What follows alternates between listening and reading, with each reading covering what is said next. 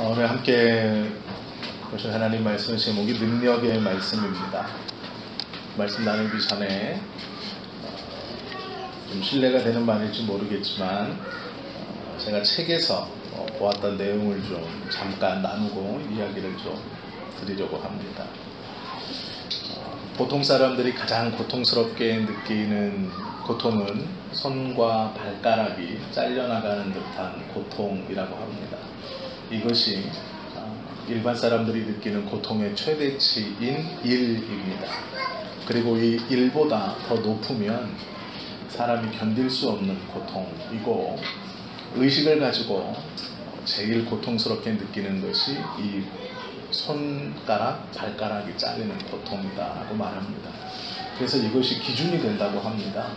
그래서 이 일보다 조금 못하면 마취 없이 참을 만한 고통이라고 말하고요. 일보다 더 높으면 마취 없이는 참을 수 없는 고통이다 라고 설명해 준다라는 내용을 책에서 읽었습니다. 이 손가락과 발가락이 잘려 나가는 고통보다 더 힘든 것이 암 환자들이 느끼는 고통이라고 이야기합니다. 육신적인 고통도 힘들지만 그것은 약 1.3에서 1.4 정도로 표현하고 있습니다. 그래서 암에 걸리면 합법적으로 마약을 투여하기도 한다는 이야기는 들어보셨을 것 같습니다. 그 고통이 굉장히 힘들고 참기가 어려워서 그런 성분의 약물들을 주입해 주는 일이 이 암 환자들에게는 자주 있는 일이다라는 말을 보았습니다. 육신적 고통과 함께 정신적인 고통과 심적으로 오는 고통이 더 힘든데, 그 이유는 항암 치료를 받으면서 나타나는 탈모, 그것을 통해 다른 사람들이 자기를 다른 시선으로 바라보는 그 시선을 느낄 때, 또한 미래에 대한 불확실, 좌절감, 왜 이것이 우리 가족에게, 나에게 일어났는지, 이러한 불안과 두려움이 더 힘들게 한다는 내용을 책에서 본 기억이 있습니다. 암이 무서운 이유는 고통 때문이기도 합니다. 그러나 발병 대상이 정해져 있지 않다는 것에서 암의 무서움이 있습니다. 누구나 걸릴 수 있다는 것, 이것이 두려움이고 무서움이죠. 또 하나는 번식력이 있습니다. 정상세포들을 너무나 많이 잡아먹기 시작하고 정상세포와는 달리 예측 불가능하게 증식하며 정상세포의 자리를 차지함으로 이 암의 무서움이 있죠. 세 번째는 전이가 될 때까지 통증이 없다는 것입니다. 다른 부위로 번졌음에도 불구하고 통증이 없다. 감지하면 이미 늦는 경우가 많다는 것입니다. 암이 무서운 마지막 이유는 빈번한 재발입니다. 수술을 해서 고쳤다고 생각했는데 그것이 또 재발할 위험성이 너무 크기에 암이라고 하면 두려움을 갖게 마련입니다. 육신적인 암에도 사람은 두려워하고 무서워합니다. 또한 주의해야 하고 걸리지 않기 위해서 조심해야 합니다. 그런데 영적인 상태에서도 이 암세포와 같은 것이 있습니다. 그것이 죄입니다. 이것은 한번 우리의 마음에 들어와서 우리를 누르기 시작하면 모든 것에 무뎌지며 다 귀찮아지고 모든 것을 포기하고 싶고 심한 죄책감과 우울증을 동반합니다. 한번 이것에 휘둘리면 하나님의 말씀이 들어오지 않고 기도도 되지 않습니다. 이 죄의 문제는 예수 그리스도를 믿기 전에도 가장 심각한 일이고 예수 그리스도를 믿은 후에도 우리에게 가장 심각한 문제가 죄입니다. 성경은 성령을 회방하는 죄 말고는 모두 다 용서받을 수 있다라고 말씀하고 있습니다. 우리가 예배의 초입에 고백의 기도를 드리고 하나님의 약속의 말씀에 의지하여 그 모든 죄를 용서받았다라는 확신의 말씀은 요한일서 1장 9절에 있는 말씀입니다. 만일 우리가 우리 죄를 자백하면 그는 미쁘시고 의로우사 우리 죄를 사하시며 우리를 모든 불의에서 깨끗하게 하실 것이다 약속해 주셨습니다. 우리가 자백하면 하나님께서 미쁘신 분이므로, 즉 우리를 사랑하시고 가엾게 보시는 분이시므로 모든 죄와 불의에서 깨끗게 해주실 것이다 라고 약속해 주셨죠. 예수 그리스도를 구주로 고백한 이후에도 우리는 그러면 날마다 죄를 고백하고 하나님께 용서를 구하면 그 죄의 영향력에서 깨끗이 해방이 되어야 하는데, 여전히 우리 안에는 죄성이 남아있다는 것을 보게 됩니다. 다짐하고 다짐하지만 또 흔들리고 그곳에 빠져 들어가는 우리의 모습들을 보게 됩니다. 내가 용서해야지, 내가 붙들고 있어야지, 내가 실천해야지 라고 하지만 잘 되지 않죠. 거듭났음에도 불구하고 여전히 돈을 사랑하고 명예를 추구하고 그 위선에 갇혀있는 우리의 모습을 보게 되죠. 그때 한 번쯤은 고민합니다. 내가 진짜 예수 믿는 사람인가? 내가 누구인가? 내가 정말로 교회에 다니면서 하나님을 아버지라고 부를 수 있는 사람인가를 고민하게 되죠. 내가 정말 구원받았는가? 내가 천국에 갈 수 있을까? 라는 고민들을 해보게 됩니다. 칭이란 것은 의롭다 함을 받다 라는 뜻입니다. 법적으로 의롭다 하는 선언을 받았다라는 것이 칭의입니다. 정확히 설명하자면 예수 그리스도를 구주로 고백하는 모든 사람은 하나님께서 법적으로 너는 의롭다라고 선언해 주시는 것이 칭의입니다. 이것은 예수 그리스도를 믿으며 우리 안에 받게 되는 놀라운 선언입니다. 죄인이 아니다라는 것이죠. 요한복음 1장 12절에 보면 이런 말씀이 있습니다. 영접하는 자, 곧 그 이름을 믿는 자들에게는 하나님의 자녀가 되는 권세를 주셨다라는 말씀을 우리는 잘 알고 있습니다. 예를 하나 들어드릴까요? 거지로 살아가던 어떤 소년이 어느 날 그 나라의 왕의 부름을 받게 됩니다. 알고 봤더니 어린 시절 여러 사형 끝에 잃어버린 그 나라의 왕자였습니다.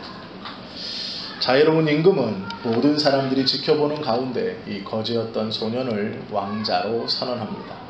왕궁에서 살게 하고 좋은 옷을 입혀줍니다. 그런데 문제는 이 거지 왕자에게 여전히 과거의 어두운 습관들이 남아있다는 것이죠.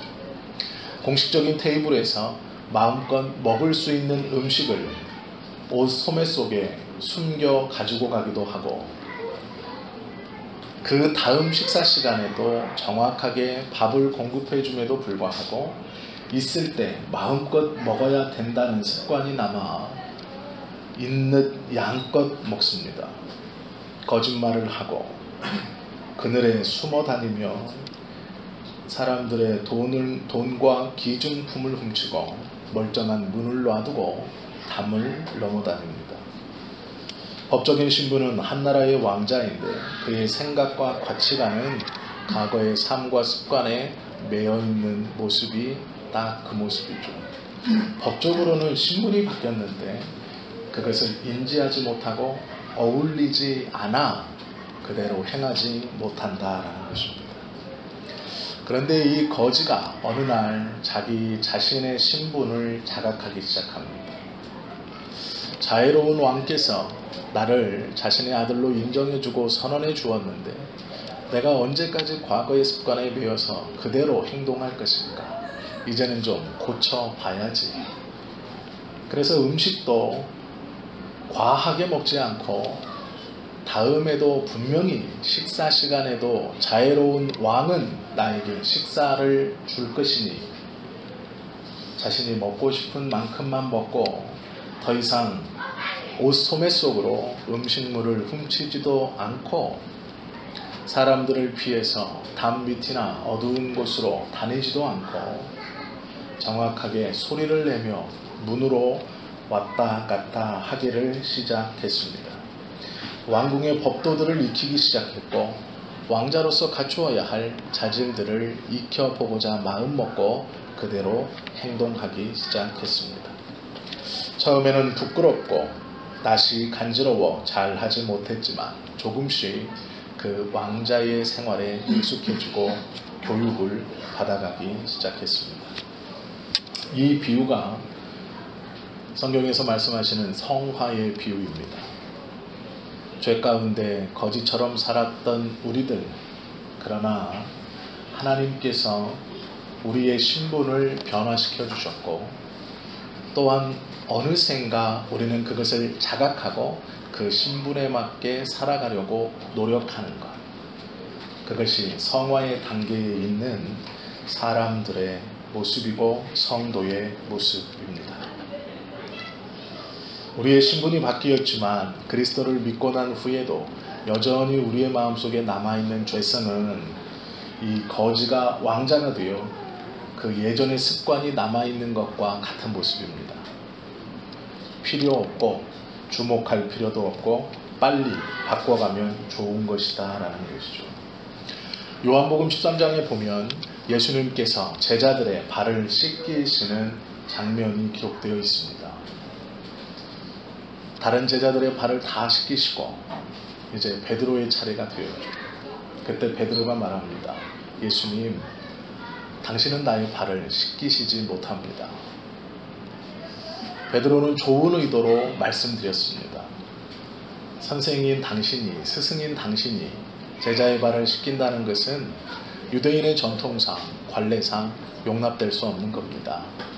그러니 제 발을 씻기지 마시고 당신은 온전한 스승으로 나에게 남아있으면 좋을 것 같습니다. 라는 것이죠.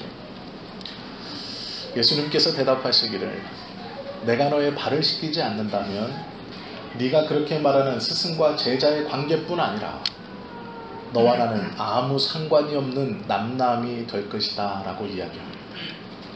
베드로가 다시 대답을 바꿔서, 그러면 예수님, 나의 발뿐이 아니라 머리와 손도 씻겨주시면 좋겠습니다.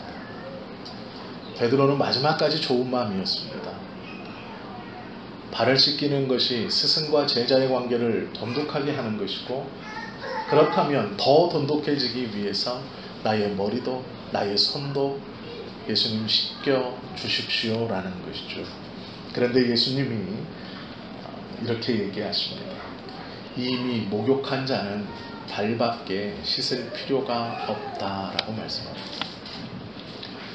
베드로는 이 예수님의 말씀에 단순히 발을 씻기는 보이는 행동으로 얘기했지만, 예수님께서는 구원받은 너희는 이미 온몸이 깨끗한 목욕한 자와 같고, 그러나 목욕은 했지만 밖에서 돌아다닐 때 맨 땅에 바로 접촉하는 그 발은 나갔다 돌아오면 씻어야 되지 않겠느냐라고 설명해 주신 겁니다. 우리는 구원받아서 이미 의롭게 되었고 깨끗게 되었습니다. 죄에 대해서 어떠한 지배도 받지 않지만 우리가 세상에 발을 딛고 살아가면서 어쩔 수 없이 부딪히고 짖게 되는, 어쩔 수 없이 묻혀 들어오는 죄는 회개함으로 씻어내면 된다라고 말씀하시는 것이죠. 우리의 발이 더럽다 그래서 우리의 온몸이 더러운 것이 아니라는 말씀입니다.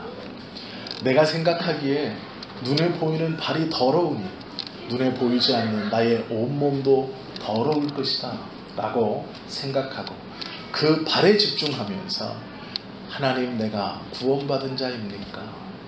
내가 주님을 믿고 있는 자입니까? 내가 천국에 갈 수 있습니까? 라고 고민하고 있다라는 것이죠. 그러나 우리 예수님의 은혜는 눈에 보이는 발에 묻은 흙은 깨끗이 씻어내면 된다라고 말씀하시는 것과 같이 그것은 내가 회개하면 된다라고 말씀해 주시는 것이죠. 우리 안에 죄성은 여전히 암세포처럼 남아서, 그런 네가 어찌 예수 믿는 자냐? 네가 천국을 가겠느냐? 네가 과연 복음을 아는 자냐? 라고 계속해서 우리의 죄악을 들썩이게 할 것이지만, 우리는 우리의 발에 묻어있는 그 먼지를 닦아내듯이 그 죄를 회개하면 되는 것이죠. 히브리서 4장 12절은 이렇게 말합니다. 하나님의 말씀은 살아있고 활력이 있어 좌우에 날선 어떤 검보다도 예리하여 혼과 영과 및 관절과 골수를 찔러 쪼개기까지 하며 또 마음의 생각과 뜻을 감찰하나니라고 말씀하고 있습니다. 가만히 잘 보십시오. 하나님의 말씀을 왜 찔러 쪼갠다고 표현했을까? 그리고 또한 왜 찔러 쪼개는 것이 관절과 골수일까? 관절은 뼈와 뼈 사이를 연결해주는 매우 중요한 것이죠. 골수는 그 뼈 속에 들어있는 유동성 있는 가장 인간의 안쪽에 있는 것입니다. 즉 하나님의 말씀은 가장 깊숙이 들어있는 것을 찔러 쪼개신다라는 것이죠. 그럼 우리의 마음에 무엇이 가장 깊숙이 들어있을까요? 죄입니다. 죄성입니다. 관절과 골수를 찔러 쪼개는 것은 아픔이 있고 힘듦이 있고 고통이 있습니다. 겉에 난 상처는 금방 치유할 수 있지만 인간의 가장 깊숙한 곳 관절과 골수 안에 들어가 있는 죄는 쉽게 치료하거나 쉽게 긁어낼 수 없지요. 하나님의 말씀 외에는 이것의 치료가 불가능하다라는 것이죠. 그러기에 우리는 주님의 말씀을 열심히 들어야 합니다. 열심히 배워야 합니다. 열심히 익혀야 합니다. 하나님의 말씀을 부지런히 읽고 그 주님의 말씀의 진리를 깨닫고 붙들어야 합니다. 그래야 우리의 내면 깊숙이 숨어있는 관절과 골수 가운데 숨어있는 이 죄의를 걷어내고 긁어낼 수 있다라는 것이죠. 하나님의 말씀은 영혼을 살리고 격려하고 위로합니다. 쪼갠다는 것은 품어주시지만 우리의 죄성 깊은 곳에 내면 깊은 곳에 자리 잡고 있는 모든 것들을 걷어내기를 원하신다라는 말씀이죠.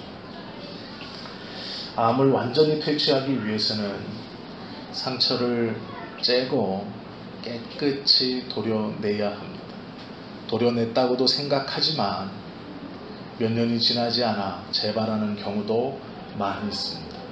다 아시는 것처럼 암 수술을 한 후에 완치는 5년이 지나야 완치라고 말합니다.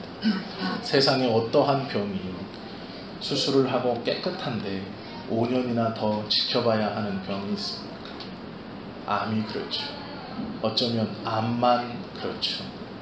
그런데 문제는 우리의 죄성은 하나님께서 깨끗게 해주셨다는 것을 믿고 고백하고 전혀 변화된 삶을 살아가고 있음에도 어느 날 문득문득 5년이 아니라 10년 뒤에도 우리의 마음에서 다시 그 죄성이 재발할 수 있다는 데에 문제가 있습니다.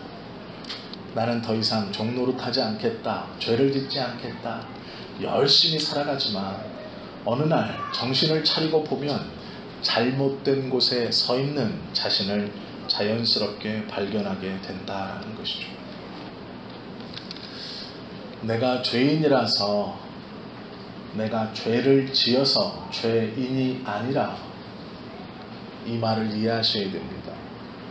내가 죄를 지어서 죄인이 아니라 죄인이기 때문에 죄를 짓는 것이 우리의 정확한 모습입니다. 내가 깨끗했다가 죄를 저질러 죄인이 된 것이 아니고 우리는 죄인이었기에 자연스럽게 죄를 짓는 것입니다. 그렇다면 그 죄인을 하나님께서 죄가 없다라고 선언해 주시는 그 순간 우리는 죄인의 신분을 벗어버릴 수 있는 것이죠. 바울은 하나님의 말씀을 듣고 큰 은혜를 받고 거듭났습니다. 그리고 주님을 위해 모든 것을 드려 자신의 삶을 믿음 안에서 살아가고자 결심하고 그렇게 행동했습니다. 그런 바울이 어느 날 로마서 7장에 보시면 이렇게 큰 소리로 하나님께 호소하며 기도합니다. 내가 원하는 바 선은 행하지 아니하고 도리어 원하지 아니하는 바 악을 행하는도다. 만일 내가 원하지 아니하는 그것을 하면 이를 행하는 자는 내가 아니요 내 속에 거하는 죄니라. 그러므로 내가 한 법을 깨달았노니 곧 선을 행하기 원하는 나에게 악이 함께 있는 것이로다. 내 속사람으로는 하나님의 법을 즐거워하되 내 지체 속에서 다른 한 법이 내 마음의 법과 싸워 내 지체 속에 있는 죄의 법으로 나를 사로잡는 것을 보는도다. 오라 나는 공고한 사람이로다. 이 사망의 몸에서 누가 내를 건져내랴 라고 소리칩니다. 바울과 같은 고백을 저와 여러분들이 해보셨는지는 모르겠습니다. 하나님 깨끗하게 살고 싶고 죄짓지 않고 살고 싶고 하나님 뜻대로만 살고 싶습니다. 그런데 어느 순간 그 죄가 나를 붙들고 끌고 가고 있습니다. 벗어나려고 하면 할수록 빠져들어가는 늪처럼 벗어나고 싶지만 도저히 벗어날 수 없는 무력함을 느낍니다. 이런 고백을 드려보셨는지, 이런 기도를 해보았는지 모르겠습니다. 샘물의 물은 우물의 물도 마찬가지로 펀에도 계속해서 일정 수준을 유지하고 있습니다. 그 물이 깨끗해지려면 더러운 물의 근원으로는 깨끗해질 수 없습니다. 아무리 펀해도 소용이 없죠. 우리 안에 마음속에 있는 물줄기가 죄에서 근원되어진 물이라면 내가 깨끗해지고 싶어 그것을 아무리 퍼내도 계속해서 죄악의 물줄기만이 나올 것입니다. 그 물줄기를 바꾸어서 하나님의 말씀의 은혜로 그것을 바꾸어 하나님의 샘으로 바꿔야 합니다. 죄의 근원을 둔 샘에서는 깨끗한 물이 절대로 나올 수 없죠. 우리가 아무리 열심히 살려고 해도 한번 우리의 속에 스며든 죄를 깨끗이 긁어내기란 불가능합니다. 우리의 골수와 심령과 뼈 연결 마디 가운데 있는 그 죄는 우리의 힘으로는 긁어낼 수 없다라는 것이죠. 오늘 이 말씀을 좀 가만히 묵상하시고 기억하십시오. 하나님의 말씀만이 우리의 죄를 긁어낼 수 있습니다. 우리를 깨끗게 할 수 있습니다. 주님의 말씀을 함께 나누고 함께 듣는 이 예배가 그래서 귀한 것이죠.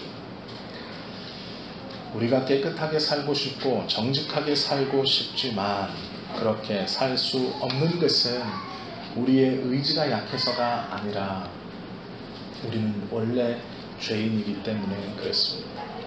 하나님의 은혜가 아니고서는 이겨낼 수 없죠. 게으름과 나태, 거짓, 교만, 폭력, 자살, 돈을 사랑하는 것, 명예, 사람들의 눈을 과도하게 의식하는 것, 도박 중독, 인터넷 중독, 주식, 경마, 각종 중독에 빠지게 하는 죄성이 우리 안에는 많이 있습니다. 나도 모르게 그것을 행하고 있을 때가 많이 있죠. 살아 역사하시는 하나님의 말씀만이 그것들을 끊어낼 수 있습니다. 오늘은 성령 강림 주일입니다. 들어보셨는지는 모르겠습니다. 원래 개혁교회에서는 큰 세 개의 절기를 지킵니다. 성탄절과 부활절과 성령 강림 주일과 또 하나는 승천절입니다. 그것이 지금 바뀌어서 맥추감사 주일. 솔직히 말씀드리면 맥추감사절은 구약의 이스라엘이 지키던 절기이고 개혁교회와는 상관이 없는 절기입니다. 그런데 이 맥추감사절을 지키는 이유는 한 가지입니다. 죄송하게도 헌금을 걷기 위해서입니다. 그게 솔직함입니다. 개혁교회는 예수 그리스도가 이 땅에 오신 성탄절과 십자가를 지시고 무덤에서 부활하시고 승천하신 승천절, 그 뒤에 우리 예수님께서 보내주신 성령님이 강림하시는 이 주인 성령 강림절, 이것이 중요한 절기입니다. 성령 강림절 이 아침에 우리가 우리의 마음속에 있는 죄에 대해서 우리의 힘으로 의롭게 사려고 정의롭게 살려고 하는 마음을 버리고 하나님의 말씀만이 그것을 이루어 주실 수 있다는 확신 가운데 주님의 말씀을 붙들기를 예수님의 이름으로 축원합니다. 그리하여 깨끗하고 거룩하고 성결하게 살아가시는 저와 여러분 되시기를, 예배 가운데 말씀 가운데 죄악의 뿌리를 뽑아 온전히 변화된 삶을 살아가는 우리 모두가 되실 수 있기를 예수님의 이름으로 축원합니다. 기도하시겠습니다.